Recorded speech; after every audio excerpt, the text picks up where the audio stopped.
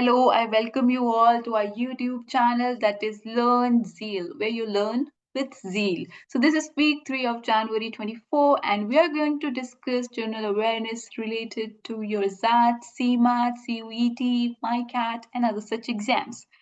So without wasting more time, let's just dive into it. So the first question is, what controversy arose from the French PM Elisabeth Borne's resignation recently? And your options are disagreement over economic policies, political turmoil over a new immigration law, conflict with President Macron regarding foreign policy, or due to personal health reasons. So what was the controversy which arose from Elisabeth Borne's resignation that is being asked?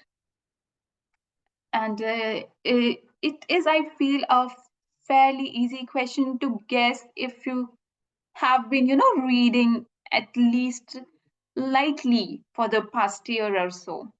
And yes, the correct answer is, as many of you have guessed, that is political turmoil over a new immigration law. That was the controversy behind Elizabeth Bone's resignation. Anyway, moving on to question number 2. What ruling did the Pakistan Supreme Court make regarding lawmaker disqualification recently? And your options are upheld lifetime disqualification for corrupt lawmakers. Did they abolish lifetime disqualification, limiting it to 5 years? Did they introduce a new guidelines for disqualification on grounds of misconduct? Or did they dismiss all existing disqualification cases? Now, I hope you are keeping up with your neighbors, and this should be an easy one to guess. But I'm guessing some of you might get confused because options are pretty close. Anyway, I'll give you a hint. So, which of these options you think would make Nawaz Sharif and Imran Khan the happiest? As you know, Nawaz Sharif, who was the ex-prime minister, and Mr. Imran Khan, who was the current prime minister, they are incarcerated due to various corruption charges. And yes, the correct answer is they have abolished the lifetime disqualification. So lifetime disqualification is out of the door and they have limited it to just 5 years. So these two guys can, I guess, come back to politics if they want. Their political career is not ended. So good news for them. Anyway, moving on to question number 3. What was the purpose of the US lunar lander launch by Astrobotic Technology on January 8th? And your options are to establish a permanent base on the moon, to test new rocket technology, to prepare for manned mission to Mars, or to deliver experiments and personal memorials to the moon.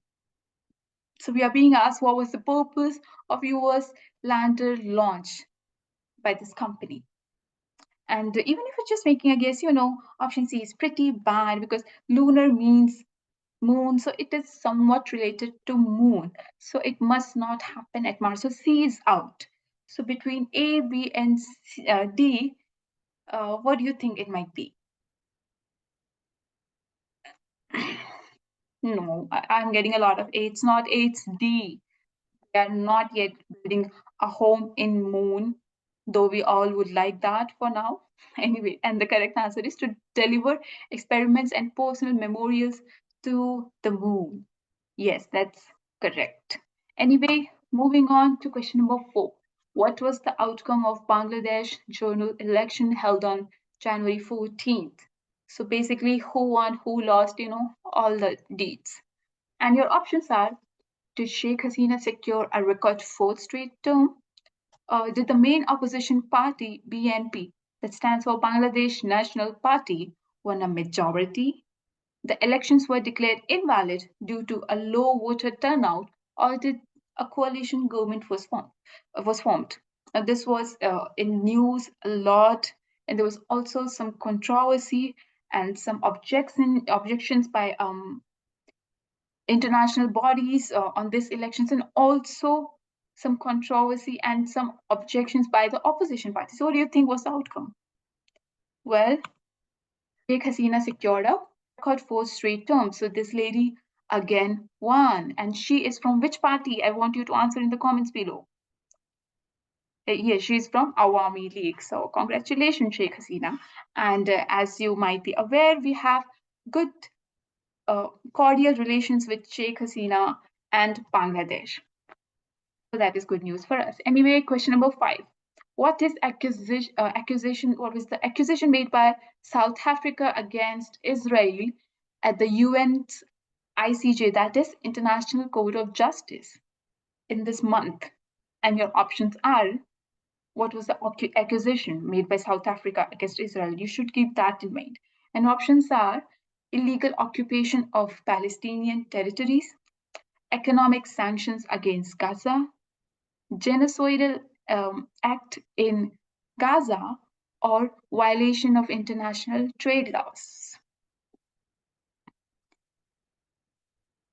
Yes, many of you are saying it right. It was in news a lot and it was part of a lot of primetime debates. And yes, it is genocidal acts in Gaza. Genocide is made from two words, that is genus plus sidal, that comes from the root word that is side, which means killing. Genus is like entire genes or species. So it's like eradicating entire species. That is genocide.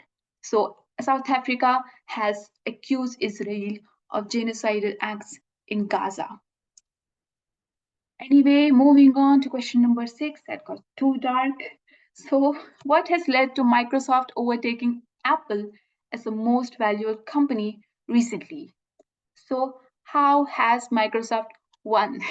Basically, that's the question. And your options are: expansion into new global markets, launch of a new operating system, lead in generative AI and collaboration with ChatGPT maker OpenAI?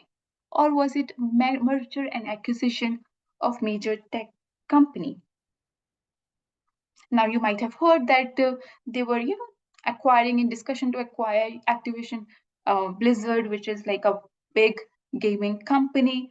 Anyway, so what do you think might have, you know, allowed Microsoft basically to race ahead of Apple and becoming the most valuable company? Yes,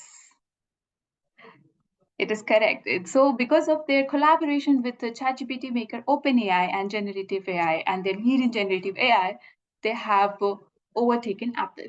Moving on to the question number 7. So, what led to successful flight test of Akash NG?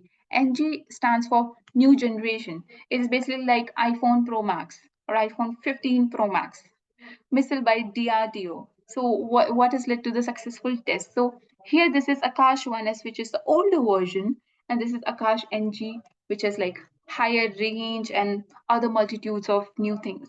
And your options are: development of a new propulsion system, incorporation of stealth technology, launch from a newly developed missile testing facility, or testing against a high-speed unmanned aerial target at low altitude. So what do you think has led to successful flight tests by Akash NG? Yes, I would encourage you to make a guess. B, C, actually it is D. So they have been testing a high-speed unmanned aerial target at low altitude. Anyway, so that was related to your defense, which is a topic from which questions can be asked. Anyway, moving on, question number 8. What is the main objective of Tamil Nadu's Global Investor Meet, which was recently hosted by the DMK government? So, what was the aim of behind this investors meet? Was it to promote tourism? Was it to attract foreign investment in the semiconductor industry? Was it to act as a catalyst for economic and industrial growth in Tamil Nadu? Or was it to showcase Tamil Nadu's cultural heritage? Now, even if you're making a guess, I think option A and D are pretty like you can easily eliminate it because investors are meeting. So, yeah. So, I see a lot of you are guessing C, B, and C. So those who said C are correct. It is to act as a catalyst to basically increase the economic and industrial growth in Tamil Nadu. That is why these all the investors are meeting in Tamil Nadu. Anyway, moving on to question number 9. So, what was the purpose of Mamata Banerjee's request to Narendra Modi regarding Bengali language? So, what request is Mamata Didi made to Modi ji? And your options are to make Bengali the official language of India, to obtain funding for Bengali language promotion, to get official recognition of Bengali as a classical language, or to include Bengali in the school's curriculum across the country. And if you don't know, there are 6 classical languages. And what are those 6 classical languages? They are Sanskrit, Odia, and the South Indian language. You can remember it like they are Tamil, Telugu, Kannada, Malayalam. Those. And so basically, the correct answer is C, as you have guessed correctly. So she wants Bengali to be also recognized as a classical language, and she has submitted like over 2,000 pages of documents supporting her argument that Bengali is like 2,500 years old, and has because there are certain criteria that needs to be fulfilled for a language to be classified as a classical language. And if your language gets to be classified as a classical language, you get a lot of perks. So that is why Mamta Didi is keen on making so. So let's see if she's successful. Anyway, question number 10 says, what is the central government's directive regarding the representation for the deletion of nomadic Chinkuki from the ST list of Manipur?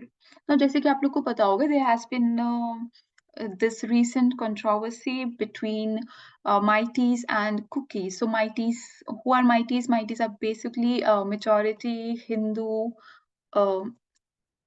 faction of people from Manipur, and they are also known as valley people, and Kuki are known as the hill people, and they are the tribal people of that state, and they are relatively poorer compared to like mighty people, and also have like less political representation and overall representation.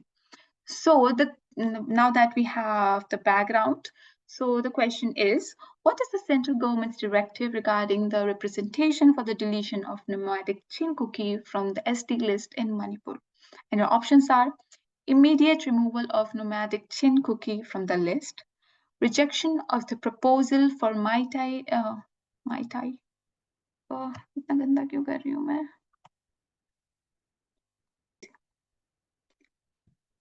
Okay, so question number 10 on your screens is, what is the central government's directive regarding the representation of the deletion of nomadic Chinkuki from the scheduled tribe list in Manipur? And your options are the immediate removal of nomadic Chinkuki from the list, rejection of the proposal for Meiteis ST status by excluding Kuki and Zumi tribes, establishment of a committee to review the ST list, or consideration of the inclusion or exclusion from the ST list must originate from the state government. So what was basically the central government's directive regarding this matter? And if you're not aware of this matter, you might be living in the rock. I mean, it was just a huge controversy, and Manipur has been burning from over a year. Okay, so I'll just give you like a brief overview.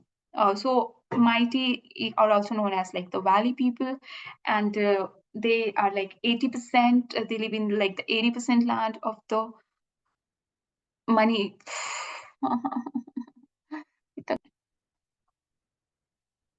So question number 10 on your screens is, what is the recent central government directive regarding the representation for the deletion of nomadic Chinkuki from the ST list in Manipur? Now, to give you like a brief overview, like you must be aware or you might be aware, but so Manipur has been burning since May 2023 because there has been some developments that happened there. So there are basically these two factions. There's like these mighty people and there's cookie people.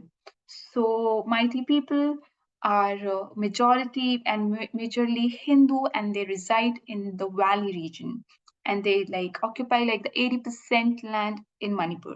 And this cookie people are tribal, and they occupy the periphery or the hills of Manipur. So they reside in the hills of Manipur.